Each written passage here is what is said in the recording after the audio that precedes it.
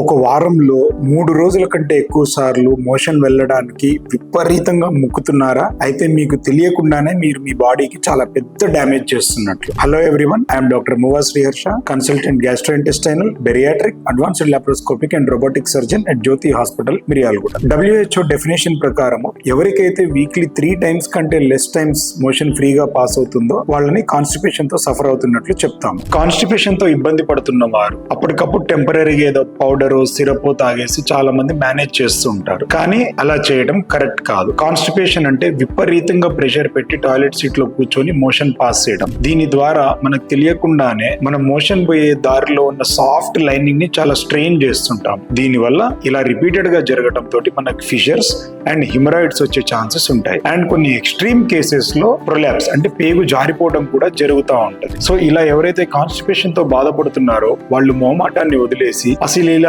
ఎందుకు జరుగుతుందా అని ఒక గ్యాస్ట్రోఎంటరాలజిస్ట్ ని కన్సల్ట్ అవ్వడం చాలా బెటర్. దీనికి చాలా సార్లు సొల్యూషన్ చాలా simple lifestyle changes or very few medications తో ఉంటుంది. కాన్స్టిపేషన్ తో సఫర్ అయ్యే వాళ్ళు అసలు ఇది ఎందుకు వస్తుందో అన్న దాన్ని ప్రాపర్ గా ఎవాల్యుయేట్ చేసుకోవాలి. కానీ అంతేగాని టెంపరీగా ఫర్ టైం బీయింగ్ ఏదో పౌడర్ తోటో సిరప్ తోటో మేనేజ్ చేస్తూ టైం గడిపేయద్దు. సిగ్గుపడి ఈ మలబద్ధకం ప్రాబ్లం ని బయటకు చెప్పుకోకుండా సీక్రెట్ గా వాళ్ళంతటా వాళ్ళే బాధపడిపోతూ ఉండే మీ ఫ్రెండ్స్ ఎవరైనా ఉంటే వాళ్ళకి ఈ వీడియోని షేర్ చేయండి.